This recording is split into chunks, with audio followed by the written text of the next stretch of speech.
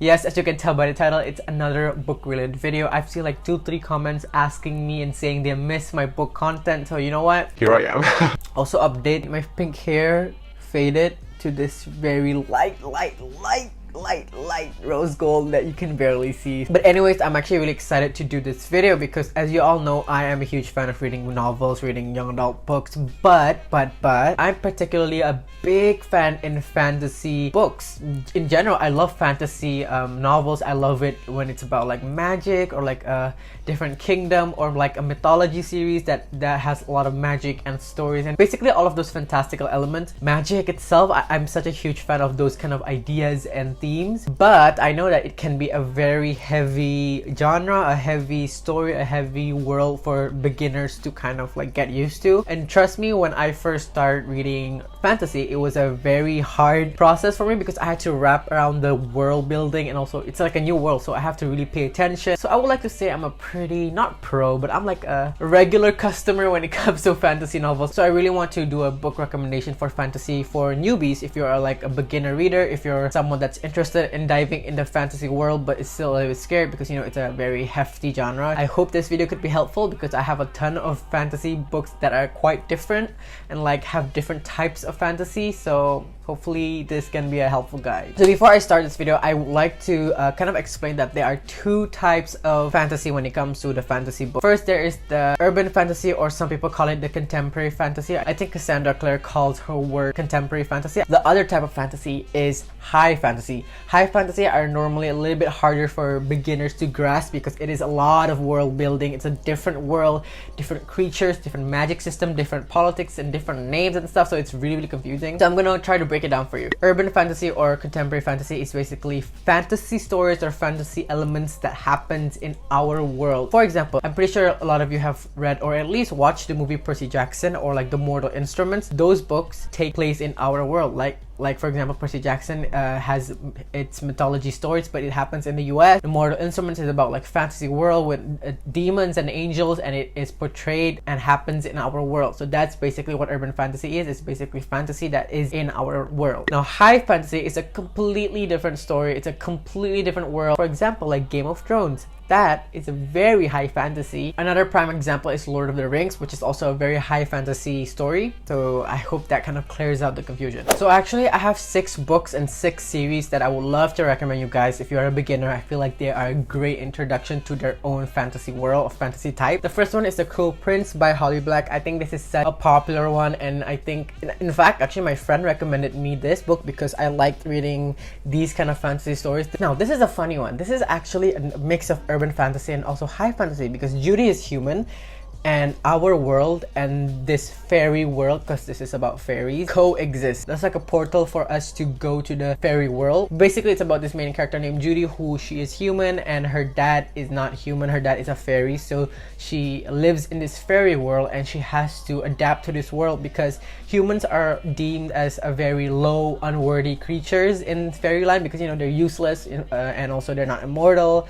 If you compare to a fairy, they're more powerful, they have magic, and they're like beautiful and immortal, so you know, that's a big difference. And in this kingdom, in the fairyland, there's a prince called Cardan, who he is a little bit of the bully in this story. He and Judy definitely always clash, so that's where the title The Cruel Prince, so he's pretty cruel. But little did they know, their relationship evolves to something more, and you just have to read it. It's a really good one. I actually like the story. If you're a huge fan of a love-hate relationship, this is your book.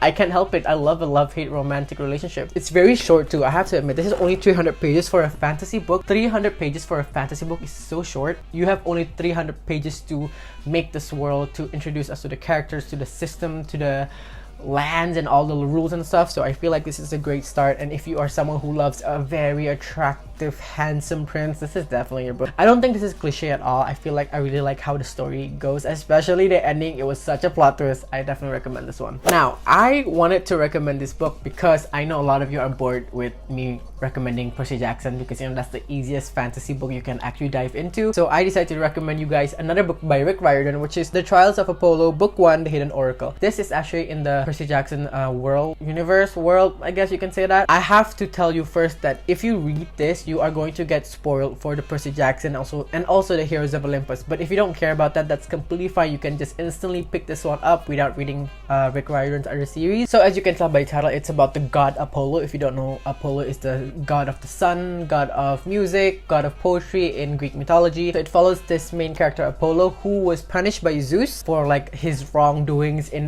Rick Riordan's previous series, which I cannot tell you, or I'll be spoiling you. His punishment is actually being human, and now he has to deal with it with no powers. He's like a teenager named what's his name again? I forgot. But it's really funny. He has acne. Like, imagine a beautiful, handsome, sculpted god experiences acne. So it's a really funny story. I love this, and I love Apollo, the main character. He's so interesting and funny to read. To be completely honest, I actually like this one better than Percy Jackson. I have not finished the entire series. I just love reading Apollo's perspective more than Percy Jackson, and I definitely recommend this one if you're looking for a good laugh. The next book I'm going to show you guys is also similar like the Percy Jackson one, where I normally would recommend you like Cassandra Clare's like The Mortal Instrument, because that's her first series. But I'm going to recommend you guys Lady Midnight, which is the first book in a Dark Artifices series by Cassandra Clare. This basically takes place in a Shadowhunter world. If I'm not mistaken, this is 5 years after The Mortal Instrument. For beginners, I think this is a good selection because it is much more well written compared to The Mortal Instrument. And aside from that, it takes place in our current time, so there's a lot of pop culture references. I think it's much more relatable if you're,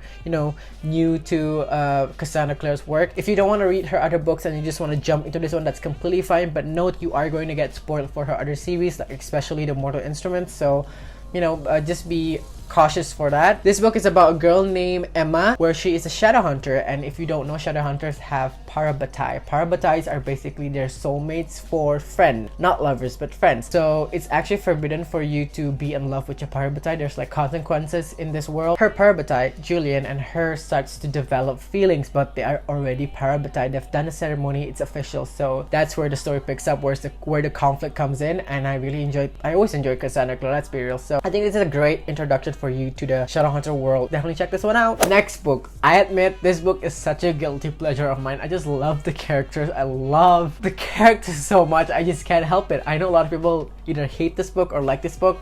I like this book. No, I love this series actually. It is A Court and Thorns and Roses by Sarah J. Maas. This is a high fantasy book. It takes place once again in a different world, you know, a different fantasy world. So it's about a girl named Farah, who she is human and she has 2 sisters and a dad, but her dad is kind of like crippled, so she has to do the main work to get food and stuff because her 2 sisters are fucking useless. And one day she meets this wolf, and she killed the wolf because, you know, she has to survive. She has to kill the wolf, or not, the wolf will kill her. And then turns out the wolf is a fucking fairy. Fairies from the other parts of the world are mad because she killed a fairy wolf, and, you know, vengeance and stuff. That's where the story picks up. It's so fun. But let me tell you, book 1 and book 2 are so different. Like, you love book 1, oh boy, book 2 is gonna ruin you. In a good way, not in a bad way. But yeah, I definitely recommend this. I love Sarah J. Maas's books. This, for me, I like, maybe because I just like the side characters a lot. But yeah, give it a try. I think it's really fun and also steamy if you like those kind of books. The next book I'm gonna show you is, oh my god, I love this book so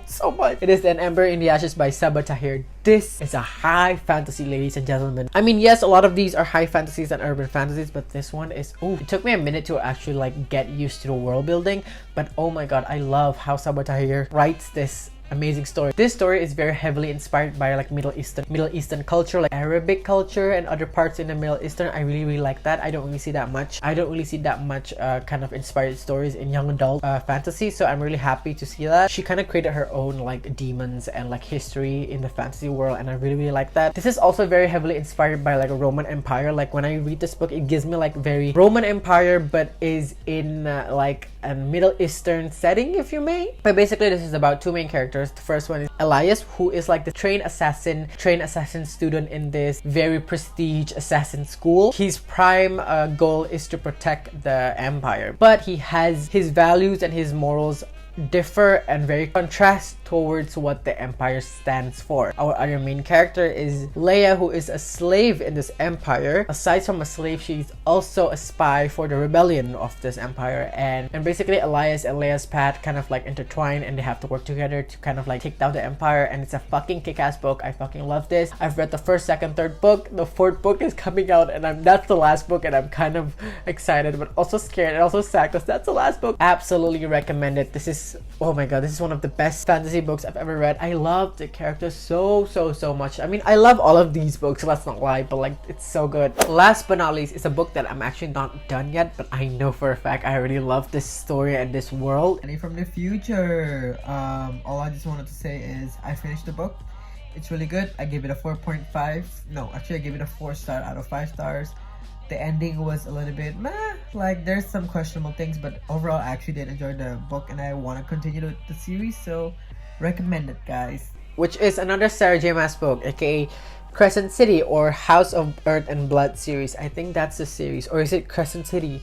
Is that the series name? Which one is the series name? Now, this book is quite different compared to all of those because this is, yes, a high fantasy, but this is an adult book. All of the books except for Trials of Apollo are young adult. Trials of Apollo, I think it's either young adult or like middle grade. By adult, it does deal with more heavy and adult content, if you know what I'm saying. There's more like cursing, there's so much explicit words, also explicit scenes. It's more adult, you know. This book follows the main character named Bryce Quinlan, who is a party girl, and then suddenly one tragedy night happened where all of her best friends are murdered by this demon, and then now 2 years later she has to kind of go back to that very bad, horrible event to find out who killed her best friends, and that's where the story takes off. And she meets this angel called Hunt Atalar, who is basically an assassin. Let's be real, he's like an assassin, and they have to work together to find out who summoned the demon, who killed her best friends. Fun fact, Bryce is also half fae and half humans. What I love about this, aside from the fact that it is an adult book and it's a little bit more mature, is that this is a very modern high fantasy world. Most of the time I read high fantasy, it like takes place in a very